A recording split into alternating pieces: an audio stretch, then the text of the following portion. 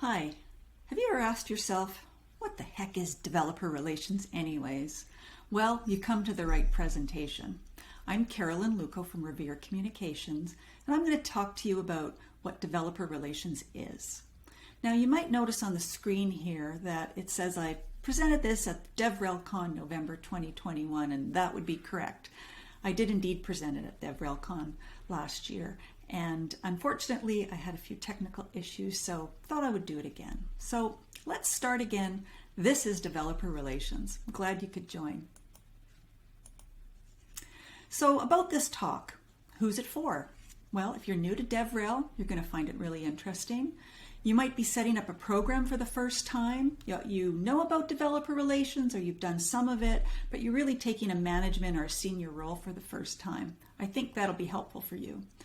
And for those of you who have to explain what DevRel is, especially for corporate buy-in purposes or for funding, whether it's corporately or maybe you've got a small company and you're looking for some investment, being able to really clearly define what developer relations is important. So you're going to get out of this a clear definition of what developer relations is, knowledge about what makes it unique from other disciplines, insight into what DevRel does and what DevRel people do, an understanding of its components so you understand how to set up a strong program, and a few examples along the way. So what is developer relations? It's a topic that's often debated within DevRel itself, although it's quite clear what it is. So let's really take a look into that right now. So developer relations is, think of it as an umbrella term. It means a number of different things under this umbrella. So it's a professional practice. So people often say, I'm in DevRel or I'm in developer relations. It's also a program. So you can say I'm part of a developer program or a developer relations program. That's usually the way, not exclusively, but usually the way it's set up within a company. It's also a set of activities. So you might want to say I perform developer relations activities, or more specifically, you're probably going to say I'm a developer advocate, I manage a developer program, I'm a technical writer. There's a number of different activities that are part of developer relations, and we won't have time to dig into all of those in this one, but we'll look at a few of them. Now here's the important part too. Under this umbrella, it's about all focused on interacting with developers as a route to market. Developers are your customer. Developers are really the primary audience of who your community is for. So why should you even care about DevRel? Well, we did talk about you might have to look for some funding, but often, people go, well, what's the big deal about DevRel anyways? I've never heard of it. Well, it's actually older than the World Wide Web. It's been around for a long time, and it was actually first started with Apple. The developer-led economy, which is a definition by our friend Tyler Jewell, is, I think he says right now it's about 50 billion US dollars, and it keeps growing. Now, what's interesting about that number, well, two things. Number one, it's big.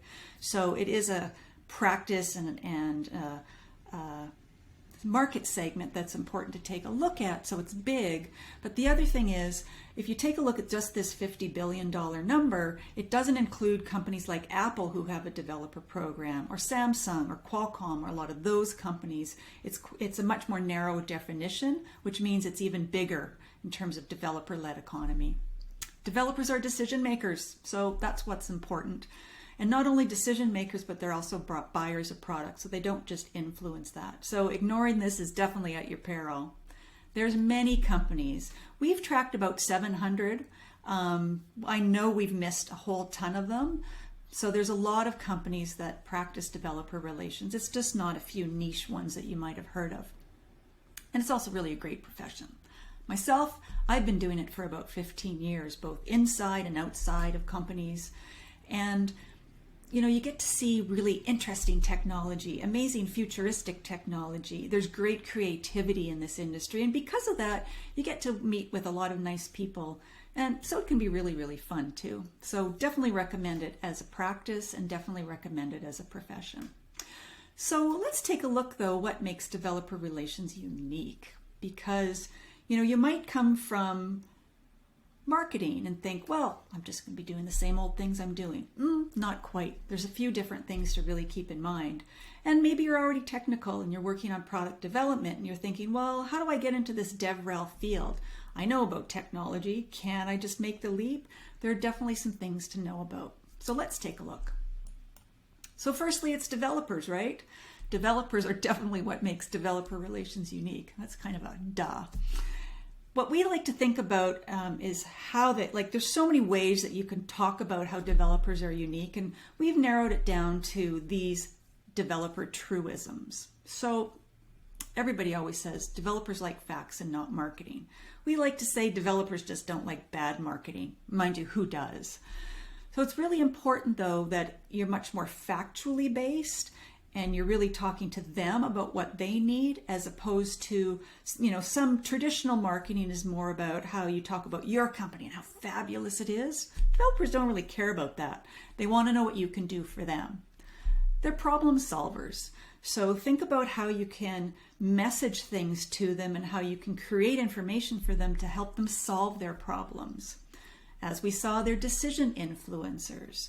So giving them the information they know to make better decisions is really important. They learn by doing. So just because you tell them that's something wonderful, it's going to be better to show them how they can make something happen for them to understand what it is that your product does and how they can work with it. Developers do lack diversity, and that's something to consider. They tend to be mostly white males. But again, something for you to think about, that if indeed you want to have more diversity within your company and within the product that you're using and within the products that are created by your products, you might want to think about how you change some of your marketing to have more diverse developers that are using it. And developers are self-learners. And there's a number of reasons for that. Number one, there's so much information out there for them to learn and so many new tools coming out all the time, many which you're going to offer. So they have to learn. They can't learn it all in school, and they have to learn it on their own time. And because developers are based anywhere, just because you're awake at 9 o'clock in your morning, it might be midnight somewhere else. So they really need to have the opportunity to learn when it's convenient for them.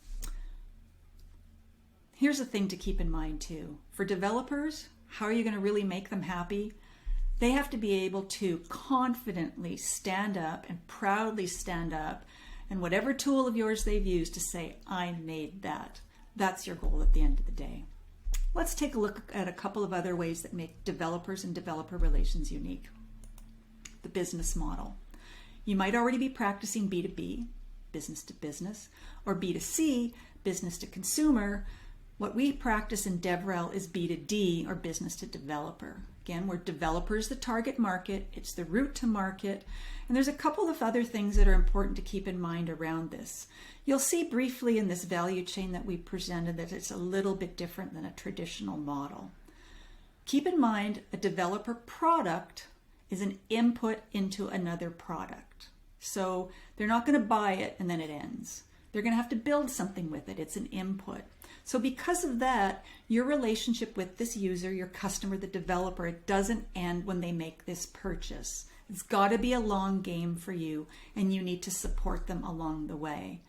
And we'll see there's actually direct and indirect revenue models. And actually, we're not going to talk about that here, but there's different places, especially our book, that you can get this from. So the type of companies that engage with DevRel is also something unique and interesting to consider. So you might have heard of developer-first companies. We show that in a number of different ways. Here, with these type of companies, developers are the primary customer and user of the product. That's what they do. Their company and all their products are based around meeting developers' needs. It's a bottom-up approach, and again, we call it B2D. There's also Developer Plus. Developer Plus companies do a whole lot of other things.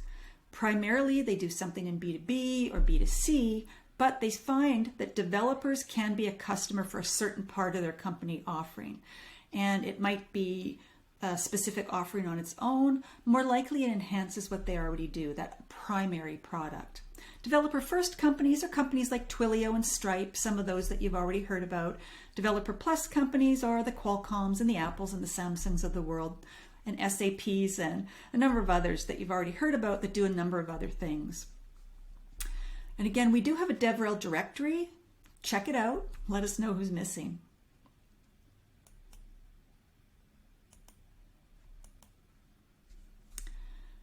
The next thing that makes it unique are developer products. And there's a number of different products that are out there, from reference designs to SDKs to APIs. There's a number of services that are around developer products as well too, which is kind of cool in DevRel, because when services come around, you know that it's a big field. Anyways, we really like for you to think of your API or your SDK as a developer product. We believe that if you don't think about it as a product, you're really not going to be successful. And every product has to have these 13 things. It's got to have a strategy. It's got to have a business model, your team, your budget, your outreach, the learning resources, the support, your product development, your users, a community, a value proposition, and executive level commitment. And this is certainly something we see time and time again, that it might have been a skunkworks project that somebody starts to build off the side of their desk. If they really don't have that executive level commitment, and we even see this in smaller companies where it still is a developer product, but whether the board or your investment team or somebody within the company doesn't really get it, you're going to have a hard time moving everything forward and really being successful. So keep in mind those things that actually make developer relations unique. So next thing to take a look at is, what exactly does DevRel do, or do people in DevRel do? Lots of things. But number one, they're there to serve developers. We like to look at this developer journey map that we've created. And it gives you a whole range of different touch points or places where developers are going to interact with you along their journey, from when they discover you, start to build something with your product, and eventually scale with it. And really, when you're creating your program, you're going to want to identify and create all of these different touch points for a really successful program.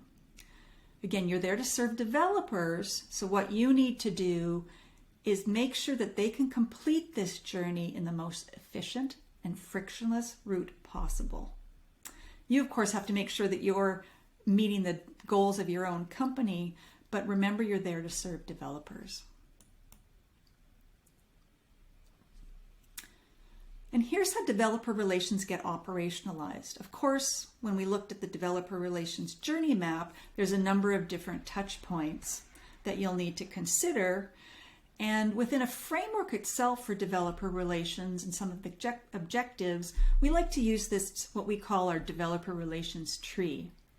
You'll find that every developer relations program has a combination of developer marketing, developer education, developer success, developer experience, and developer experience is really the product itself, which a DevRel program doesn't necessarily get involved with but can influence, and then what we call docs, or documentation, which is all of the content around it, the getting started guide, the different tutorials that a developer is going to need to help them get started. And of course, you've got community. There's no program that's complete without a community that makes it really, really strong. So the balance of these components may vary depending on the focus of your company, the state of your product, and if actually all the components belong to the same department. So we often say this tree sometimes can lean to one side or the other, depending on, again, your situation. One of the areas might be bigger or stronger than the other, but truly all those components must be together for a developer relations program and your developer relations product to be successful. If you take a zero in on this a little bit, you'll see that what your objectives are as you move around the tree is creating awareness, which developer marketing has a big role in doing, activating the developer to at least try and find out about your product, and that happens between developer marketing, developer education, and of course experience. Engagement, when you really get them to sign up for your program and try the product and even then start to build with it for their own needs. And then of course retention, which becomes part of that developer success, where they're going to scale to meet the needs of their customers. So again, that's why we say that developer relations is really a long game, because you need to support them as they're working with their clients. And of course, you're probably going to be updating your product at some point. So again, the whole objectives just really keeps going around, and it's things that you need to keep doing. We get asked this often. So where does developer relations fit? Well, depends on the type of product you have, whether you're a developer first or a developer plus company, your business and revenue models, and where your executives think it should go, and what kind of budget you have. But understanding the influences are really important to setting up and running a program, and important for your career. Here's a thing we like to use, something we call the departmental influence mapper, where you can either poll people within the company and actually see where they think things are, or just take a look and go, who's got the most budget, the most stakeholders, the most number of people, and where do they fit?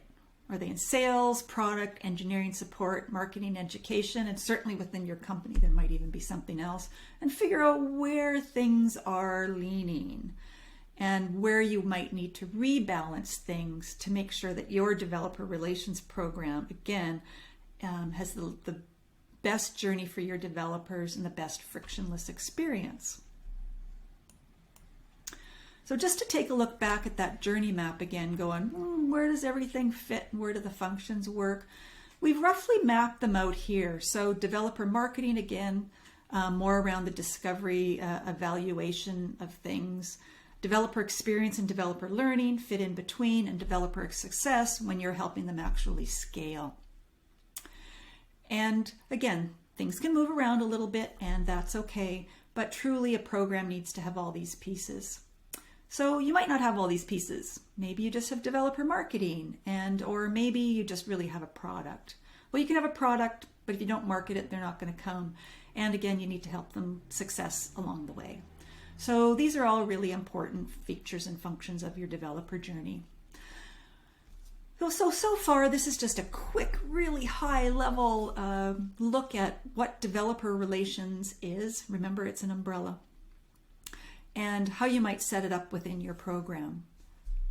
So I'm going to leave it there for now and give you a chance to think through it. There's a number of resources out there, and I'm going to show you a few of them. So you might be asking yourself, what do I know? Well, I've been in developer relations, as I mentioned, almost 15 years, and have worked in a variety of relations in a variety of companies. But I want to point out our developer relations book here called Developer Relations, How to Build and Grow a Successful Developer Program, that I've written with my great friend James Parton. I encourage you to take a look at it. If this discount code still works, give it a try. But it lists a number of different frameworks and a great way of looking at developer relations as a whole, and drills down into the developer journey map a lot more that can be really helpful.